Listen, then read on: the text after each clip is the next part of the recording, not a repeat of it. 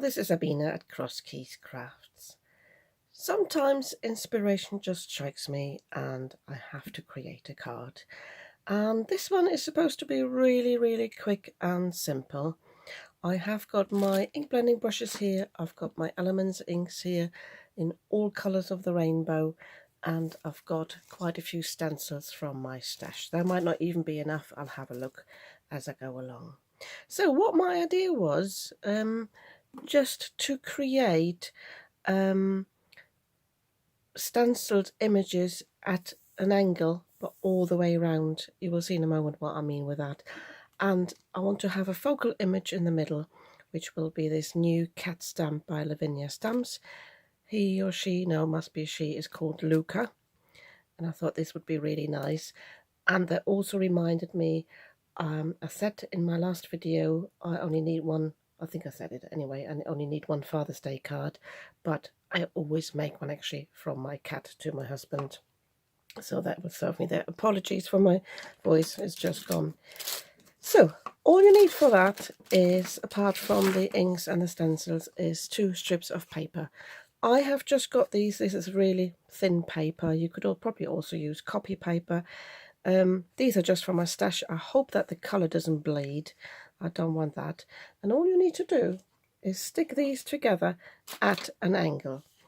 I don't know whether the way I want to do it, when it goes round, creates the same angle again at the end. This is why when I start, I will start somewhere like here, so when I finish here, it doesn't matter which angle I have, I can alter it there then without being too noticeable. So, and I'm just sticking these together just like so. So that I've got this mask basically, and I'm going to use a pencil. It doesn't really matter because I'm going to stamp over that. I'm going to choose a point on my card where I want this focal image to be and where I want it to go round, and I think I want it a bit higher there, and this is where I will line this up. If you wanted to, you could stick this down. I think I'm fine. I've got my fingers crossed anyway. I'm just starting with my first stencil. I'm just checking whether this is too big of an opening, whether I wanted that big, or I could choose a different stencil. Tell you what, I'll make this a bit smaller. I think this is too big.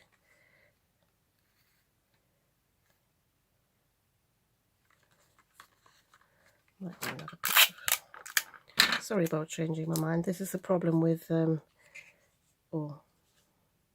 obstacle with not having prepared this card. Yeah, I think that's a bit better. It's not too big then. So I tell you what, I will actually save this one for when I do something green. So I think I just come in with the dots first. So I'm just putting this over here, and I'm starting with my red. You could start at the top for the rainbow if you wanted to. I just want the rainbow colours. So a bit of scrap paper here on the side just to test it. This is the Emperor Red, which I know is a new ink pad, so that's really strong. So just taking some ink off there and just start with a light application. I probably start at the bottom here and then work my way up to the top, fade it out a little bit towards the middle where I have the motif anyway.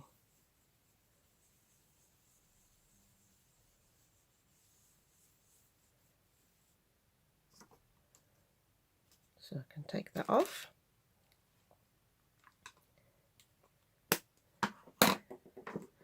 So, and now I'm setting this down on this edge. I'm sure where my dot is at the top there. I don't mind overlapping a little bit rather than having a line there. And now I'm coming in with the next stencil and the next colour. Just showing you 2 of these, and I think then you get the idea, and I think I will do the others off camera.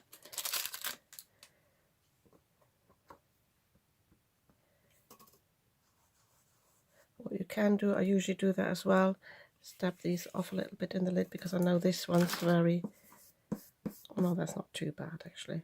Sometimes this is very juicy. So I'm starting at the bottom again with a heavier application. And I'm just holding the stencil down with my fingers there. That's fine. But as I said, if you would like to stick the stencil down, you could do that.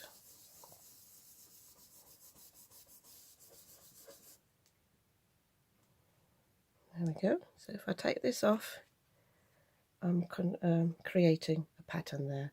So as I said, I will do this all the way around. I think I'll probably work this way around now, and then well, I'll do the yellow one here, and then I'm working this way around from purple to blue, and then I see how much space I've got left because I've got quite a few greens to choose from. I think that's the best one. If that's inclined, you could measure this and work out how many of these wedges you would have and then choose your colours accordingly, but I just go along with it. So I've almost reached the end here of my circle. In hindsight, I should have checked when I had this left and should just have halved it, but I'm left with this one now. This will be a bigger angle. I don't think it matters. So all I'm doing now is I'm placing these two bits, just taking them apart, and I'm placing them down like this just to get the last angle right here. So I quickly finish this and then we do the stamping. So one thing, little tip, don't do what I did. When you put the mask down, don't forget to put the stencil down. I don't know if you can see that. I started putting my blending brush down and forgotten to put the stencil on.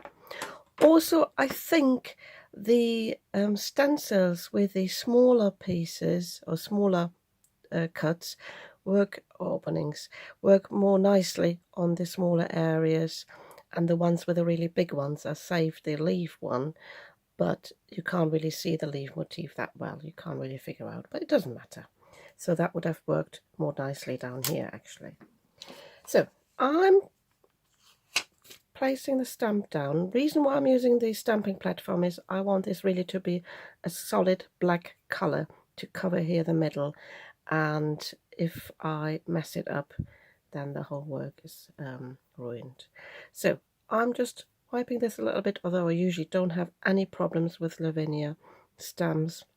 Cheaper stamps can have some residue from production, and I think I want her, for me it's a him now, it's John now, my cat John. He sits right in the middle there, covering that area.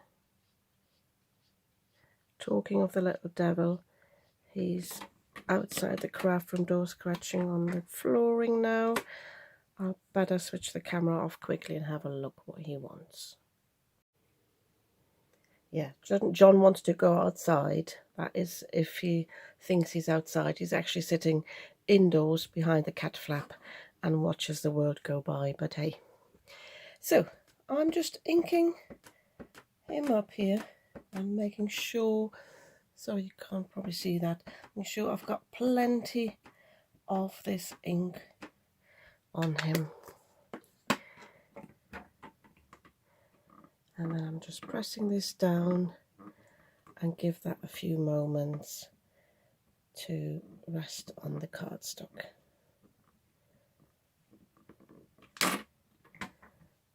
Yeah, it's slightly speckled, just a little bit, so I think I'm going in again. And that's the advantage of the stamping platform, just so I can actually have a really black image. What you could do once this is all dried is also heat emboss the image, make it even more stand out.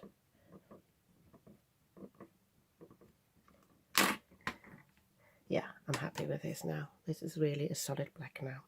So all I want to do now is, I didn't mention that before, I have cut this piece to 7 1/4 by 5 1/4. Reason being, sometimes you catch the edges with your ink and I didn't want that. So I'm going to cut it down all the way around to have a 5x7 piece of cardstock, or maybe even a wee bit smaller to fit my card base, depending on whether I use one of my shopped ones or one of my homemade ones. I'll have a look in a moment. And I think I will just put, I don't want to have a Happy Father's Day sentiment, but I was thinking about die cutting the word dead and just placing this at the bottom here. I'll have a quick think about this whilst I'm cutting this down.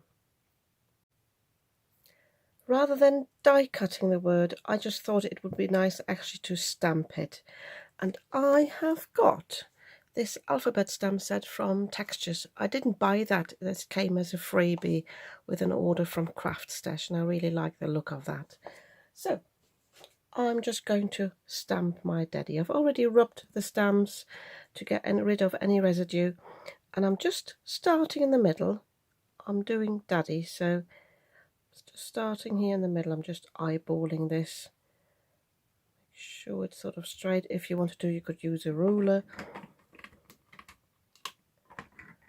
Just placing the magnets on either side here, making sure I'm not lifting the card up if I need to stamp these again. Having said that, these are a bit of a grungy look, so even if they're not perfect, I don't think it matters really.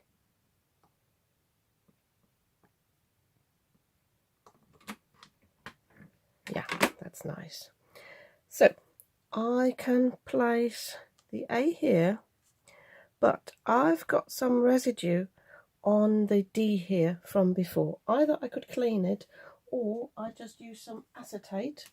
I happen to have the packaging here from Lucas Stamp, so I place that there. And let me actually pick the A up first. Hope that's in the same line. Always a bit tricky to see with stamps because obviously they've got an edge to them as well, so you have to be mindful where they actually stamp. Let me just check the distance between the letters, and now I can place this here on the acetate. Just taking the magnet away for a moment.